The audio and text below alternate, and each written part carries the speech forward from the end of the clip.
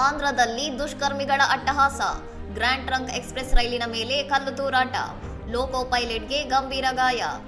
ಆಂಧ್ರಪ್ರದೇಶದ ಪ್ರಕಾಶಂ ಜಿಲ್ಲೆಯಲ್ಲಿ Delhi Chennai grand trunk express ರೈಲಿನ ಮೇಲೆ ಗುರುವಾರ ರಾತ್ರಿ ನಡೆದ ಕಲ್ಲು ತೂರಾಟದ ಘಟನೆ ರೈಲ್ವೆ ಪ್ರಯಾಣಿಕರಲ್ಲಿ ಆತಂಕ ಮೂಡಿಸಿದೆ. ದುಷ್ಕರ್ಮಿಗಳು ಎಸೆದ ಕಲ್ಲುಗಳು ರೈಲಿನ ಇಂಜಿನ್ ಕ್ಯಾಬಿನ್ಗೆ ಬಲವಾಗಿ ಡಿಕ್ಕಿ ಹೊಡೆದಿದ್ದು, ಮುಂಭಾಗದ ಗಾಜು ಸಂಪೂರ್ಣ ನುಚ್ಚುನೂರಾಗಿದೆ. ಈ ದಾಳಿಯಿಂದ ಕರ್ತವ್ಯದಲ್ಲಿದ್ದ ಹಿರಿಯ ಸಹಾಯಕ ಲೋಕೋ ಪೈಲಟ್ ಎಂ ಜಯರಾಮ್ ಅವರಿಗೆ ಗಂಭೀರ ಗಾಯಗಳಾಗಿದ್ದು, ಅವರ ಸ್ಥಿತಿ ಗಂಭೀರವಾಗಿತ್ತು. ಗಾಯದ ನಡುವೆಯೂ ಎದೆಗುಂದದ ಲೋಕೋ ಪೈಲಟ್ಗಳು ಸಮಯ ಪ್ರಜ್ಞೆ ಮೆರೆದು ಉಳುವಪಾಡುವಿನ ಹತ್ತಿರದ ಯುಪಿಡಿ ನಿಲ್ದಾಣಕ್ಕೆ ರೈಲನ್ನು ಸುರಕ್ಷಿತವಾಗಿ ಕೊಂಡೊಯ್ದಿದ್ದಾರೆ. ಗಾಯಾಳು ಜಯರಾಮ್ ಅವರನ್ನು ತಕ್ಷಣ ವಿಜಯವಾಡದ ಆಸ್ಪತ್ರೆಗೆ ಸ್ಥಳಾಂತರಿಸಲಾಗಿದ್ದು, ಸದ್ಯ ಅವರ ಆರೋಗ್ಯದ ಸ್ಥಿತಿ ಸ್ಥಿರವಾಗಿದೆ ಎಂದು ರೈಲ್ವೆ ಅಧಿಕಾರಿಗಳು ಮಾಹಿತಿ ನೀಡಿದ್ದಾರೆ. ಸಾಮಾಜಿಕ ಜಾಲತಾಣಗಳಲ್ಲಿ ಹರಿದಾಡುತ್ತಿರುವ ವಿಡಿಯೋದಲ್ಲಿ ಇಂಜಿನೊಳಗೆ ಗಾಜಿನ ಚೂರುಗಳ ನಡುವೆ ರಕ್ತಸಿಕ್ತವಾಗಿ ಕುಳಿತಿರುವ ಲೋಕೋ ಪೈಲಟ್ನ ದೃಶ್ಯ ಮನಕಲಕುವಂತಿದೆ.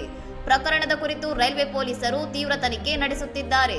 ಇನ್ನಷ್ಟು ಸುದ್ದಿಗಳಿಗಾಗಿ ನೋಡ್ತಾ ಇರಿ ಸೌರಂ ಟಿವಿ.